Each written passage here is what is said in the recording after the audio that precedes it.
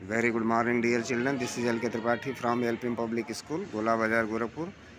Welcome to the new video lecture. We shall discuss about political executive today. And the political executive of the country is very important institution of the government. This bear all the responsibility related to the working of the government. So let's discuss it properly and try to understand. Do you remember the story of office memorandum with which we started this chapter? Definitely you would be knowing about that. What is OM means office memorandum. This is very important point of the government and concerning two different departments. The orders are issued from there. We found out that the person who signed the document did not take this decision. He was only executing the policy decisions taken by someone else. We noted the role of the Prime Minister in taking the decision, but we also know that he could not have taken that decision if he did not have support from the Lok Sabha. In that sense, he was only executing the wishes of the parliament. This is true that without getting support of Lok Sabha, Prime Minister also cannot take decision alone. Only he can execute the wishes of the parliament. This is depend upon the majority of the parliament to take decision related to any matter. Thus, at different levels of any government,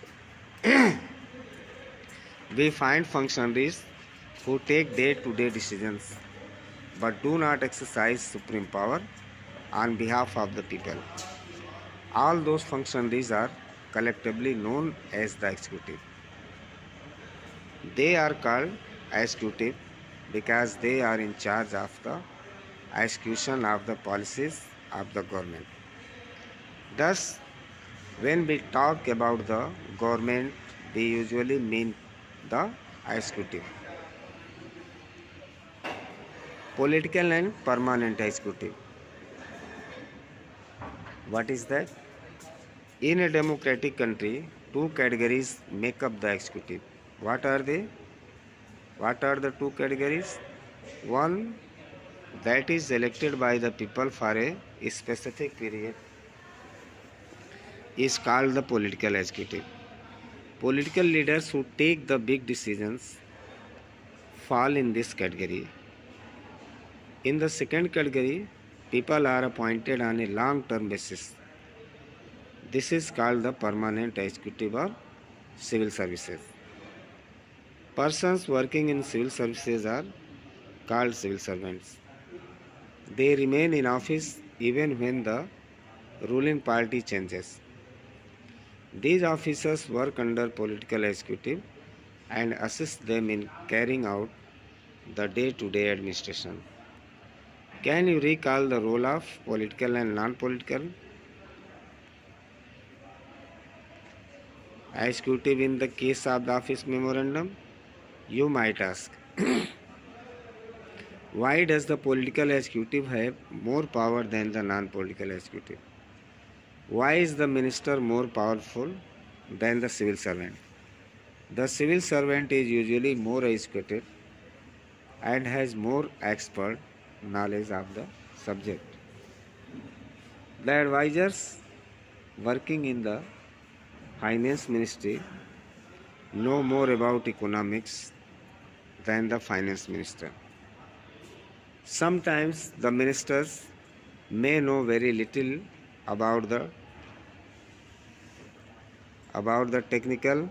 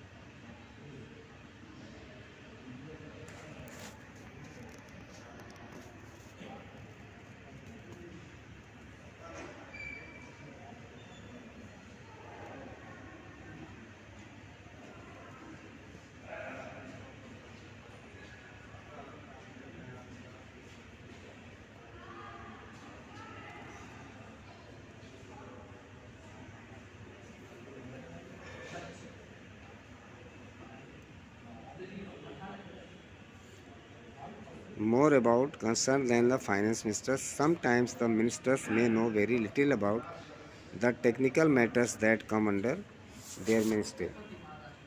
This could easily happen in ministries like defense, industry, health, science and technology, mines, etc. Why should the minister have the final say on these matters? The reason is very simple. In a democracy, the will of the people is supreme. The minister is an elected representative of the people and thus empowered to exercise the will of the people on their behalf.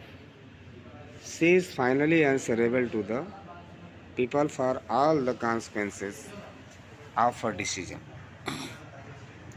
That is why the minister takes all the final decisions. The minister decides the overall framework and objectives in which decisions on policies should be made. The minister is not expected to be an expert in the matters of her ministry. The minister takes the advice of experts on all technical matters, but very often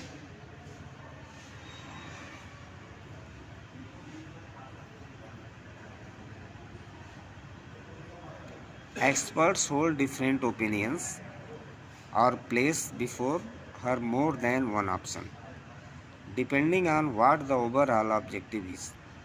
The minister decides. Actually, this happens in any large organization. Those who understand the overall picture take the most important decisions, not the experts.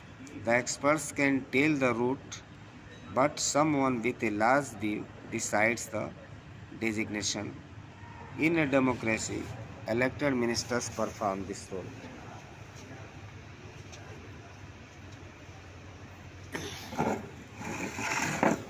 Prime Minister and Council of Ministers.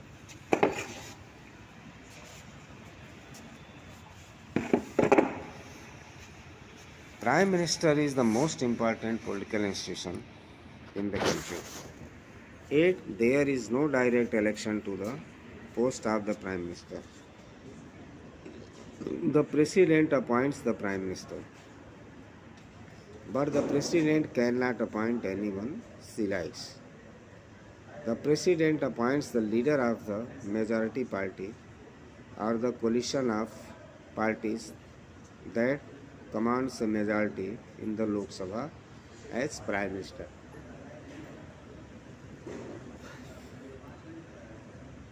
In case no single party or alliance gets a majority, the President appoints the person most likely to secure a majority support.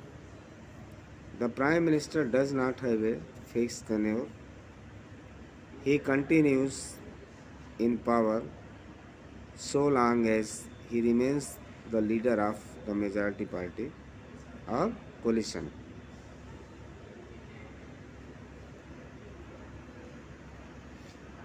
After the appointment of the Prime Minister, the President appoints other ministers on the advice of the Prime Minister.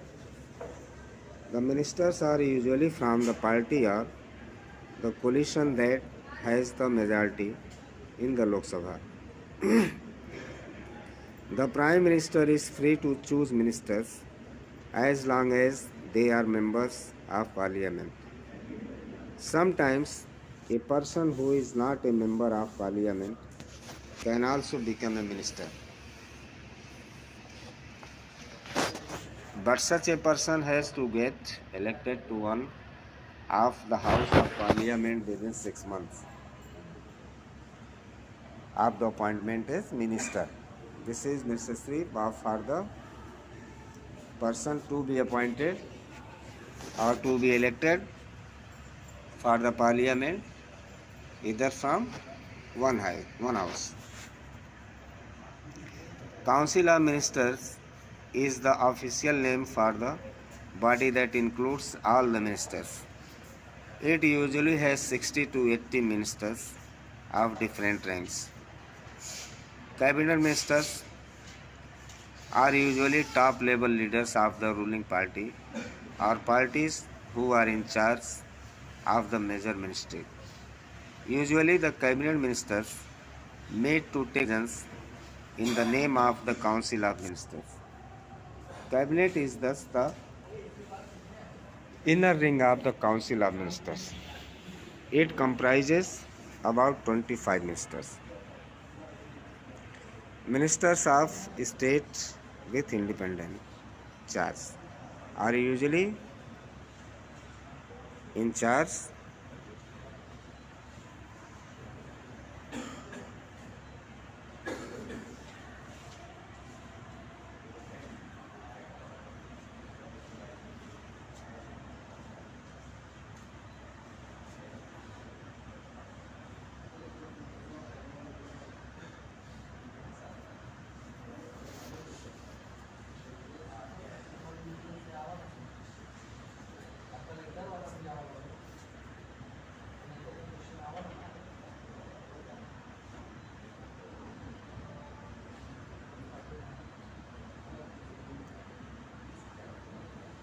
Ministers of state with independent charge are usually in charge of smaller ministries.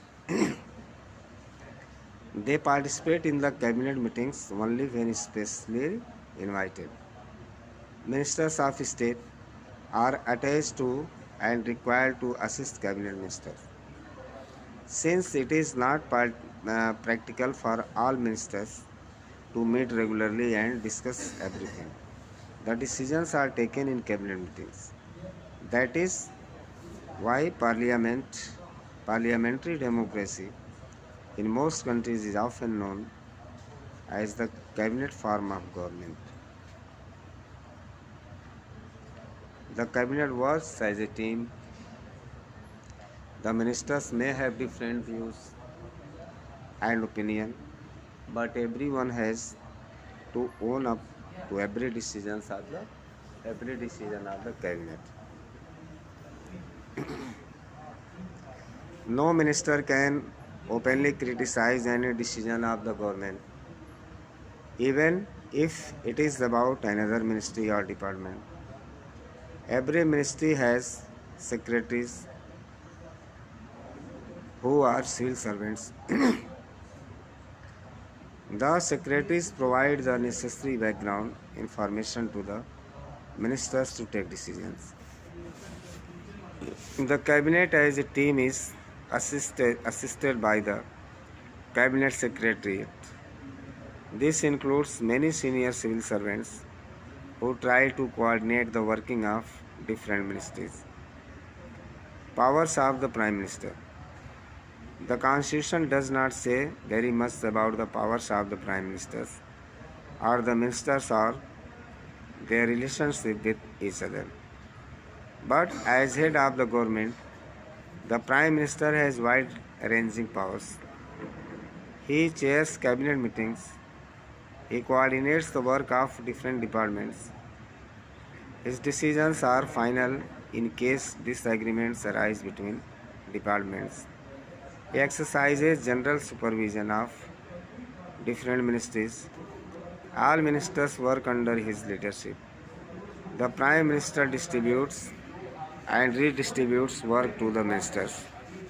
He also has the power to dismiss ministers.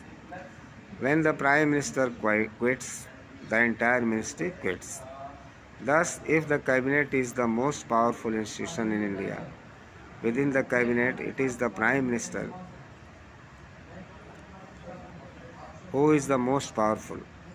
The powers of the Prime Minister in all parliamentary democracies of the world have increased so much in recent decades that parliamentary democracies are sometimes seen as prime ministerial form of government.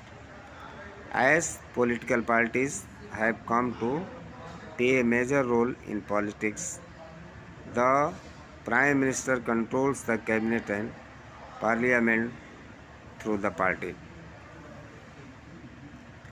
The media also contributes to this trend by making politics and elections as a competition between top leaders of parties.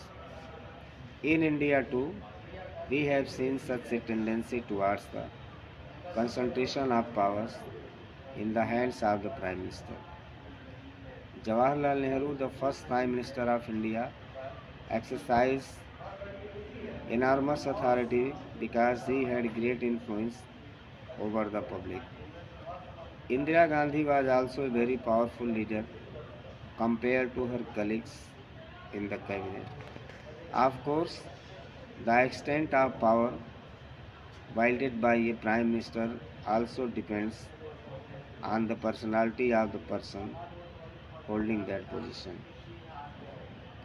However, in recent years, the rise of coalition politics has imposed certain constraints on the power of the prime minister. The prime minister of a coalition government cannot take decisions as he likes. He has to accommodate different groups and factions in his party as well as among alliance partners. He also has to heed to the views and positions of the coalition partners and other parties on whose support the survival of the government depends. In this way, we have discussed about the political executive importantly. Next discussion will be taking place in the next video, and we shall be meeting with the discussion about the President of India, the powers and position of the President. Till then, goodbye and thank you.